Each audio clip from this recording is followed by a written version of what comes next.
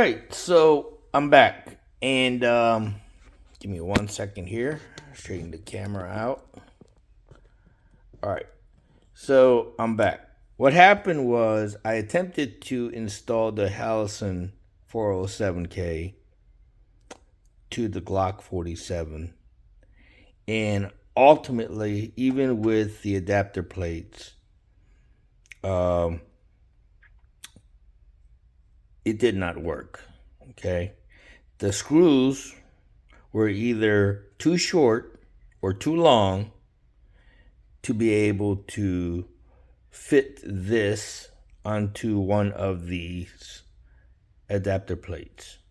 Also, it just didn't look right. This, as you can see here, the Holosun 407K is the lengthwise is very short compared to the actual length of the area that needs to be covered here on this slide. Okay, so this is too short. So you have some gapping here, and you can't co-witness through the front and rear. You can't see the front sight when you put this on. So you can't co-witness the rear sight and the front sight through the red dot. That is a no-no. If you have a red dot like this one here, okay, there is a rear sight built into the Holosun that is very, very small, narrow. I mean, it doesn't protrude out very much at all. As you should see, it's just almost just a little dot sticking up, and that's your rear sight on the Holosun, the red dot itself. But in a stressful situation, you're not gonna be looking through those, so they're very ineffective. Okay, so in a way you can co-witness, like right here. You can see right here. You can put the front sight between these two right here, the rear sight. In an emergency, if the battery fails on your red dot. So whenever you have a red dot,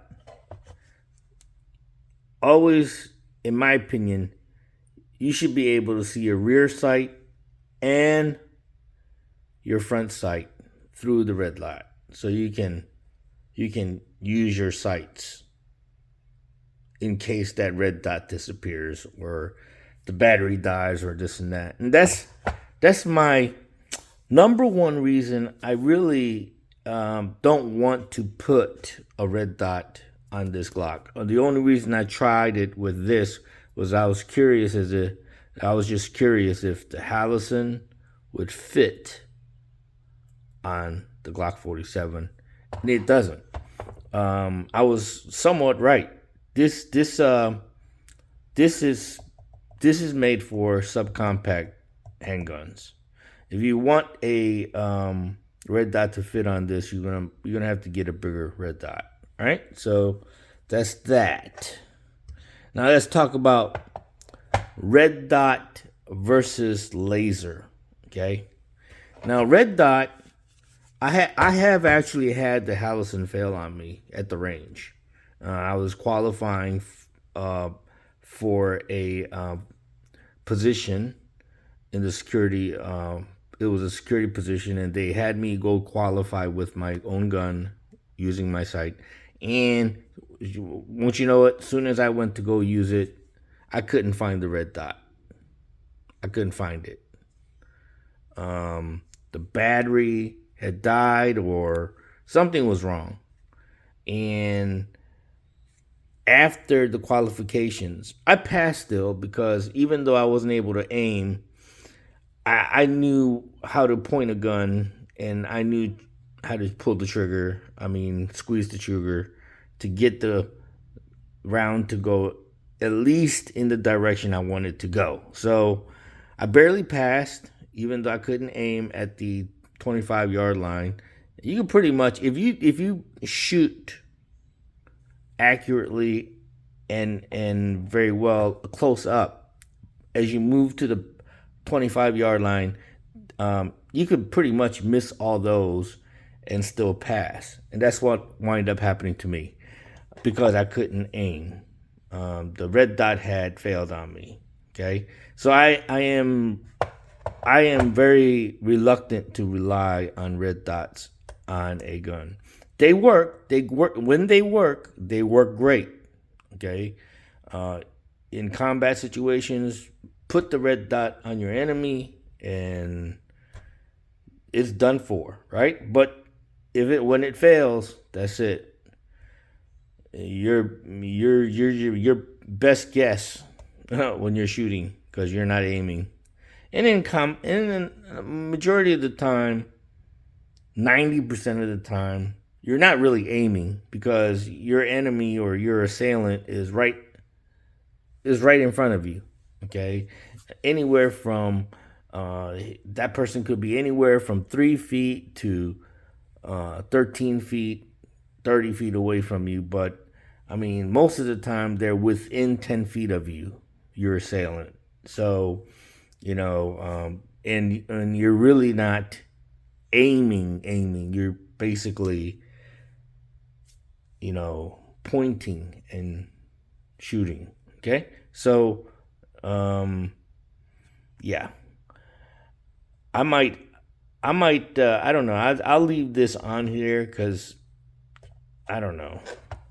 I mean, I hate to rely solely on a red dot without being able to use the rear and front sight. But at least on this gun, I can somewhat use, if I had to really aim, rear sight and the front sight. Now, lasers. Red dot versus lasers. Okay, I've done this video before. Okay, you don't have to aim your gun. You don't have to take a classical aiming stance, stable stance, good grip. I mean, you always have to have good grip and good squeezer, good trigger pull, squeeze, and all that. And all those fundamentals apply when you're actually shooting the gun. But you don't have to put the sights up to your eyes and get sight picture alignment and all that. You don't have to do that. Okay? You're just pointing the gun and getting the laser dot on your target, and then you're squeezing the trigger. Okay? And you can do that from the hip. Okay? You can do that from an aiming stance. You can do that one-handed, two-handed. Okay? Long as you see that dot on your target, okay, that's where the bullet's going to go. So that's the advantage of lasers as opposed to red dot. Red dot, you still have to take a good aiming stance. You have to, put that red dot in your sights on the target, and you have to concentrate really. You have to take that classical stance to get that red dot to shoot accurately. Okay, with the laser, you could just stand and shoot from the hip. Okay, so point goes to laser. If a red dot fails and you don't have a rear sight and front sight visible, you're screwed. Okay, in a shooting situation where you have to aim. All right.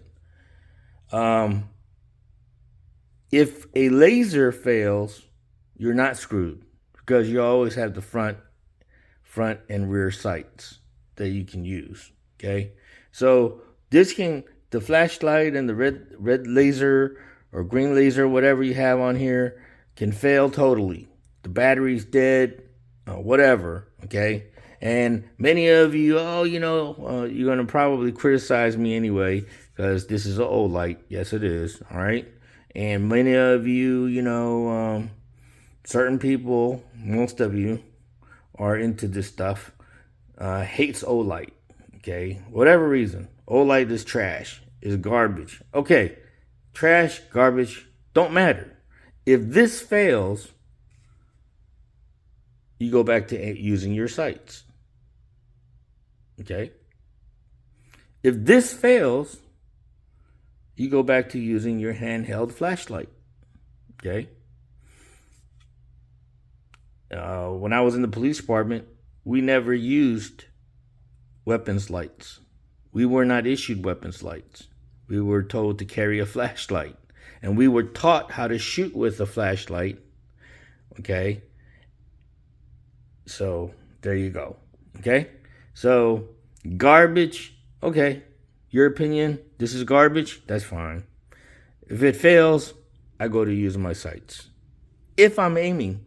Okay? Like I said, you're in 10 feet, within 10 feet of someone, you're not aiming.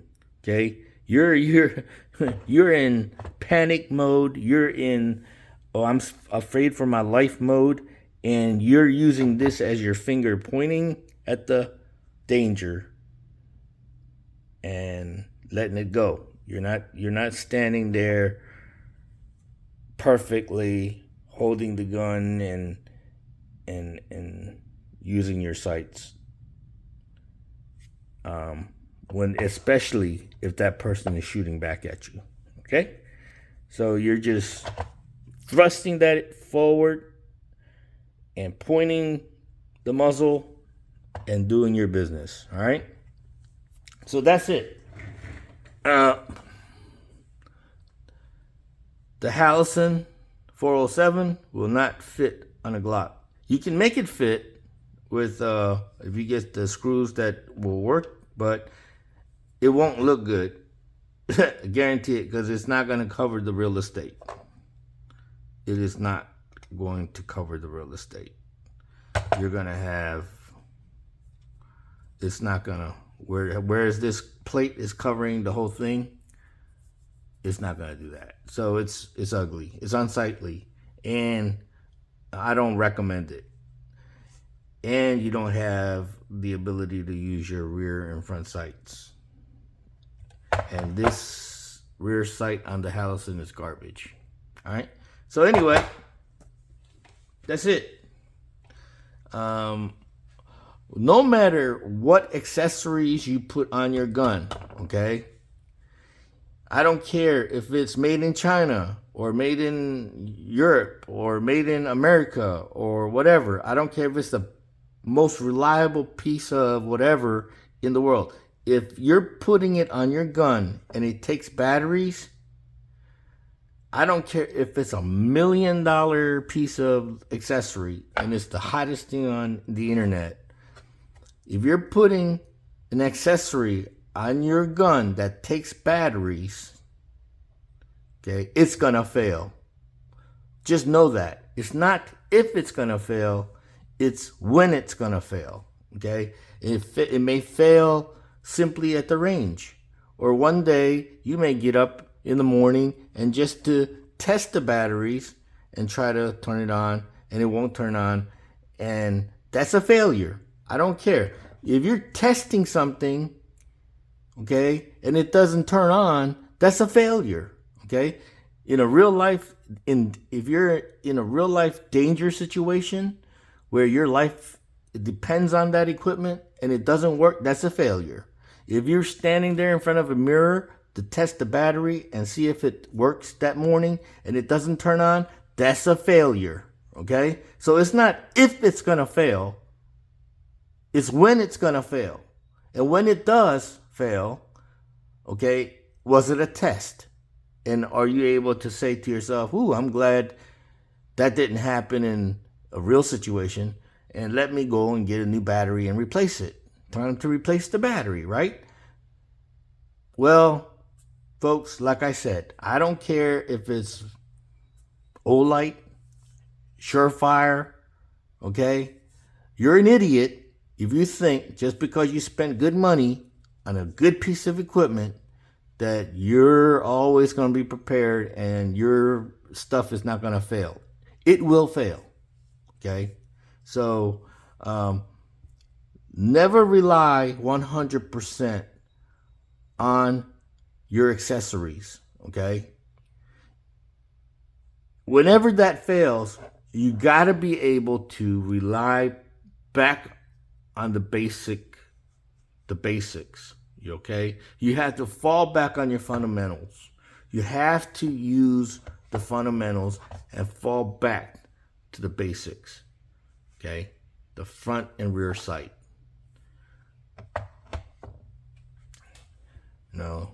Good to have backups. Like I said, if your weapons light, your flashlight on your gun fails, have a handheld flashlight. Okay? If the laser or the red dot fails, be able to use your front and rear sights. All right. Thanks for watching. See you.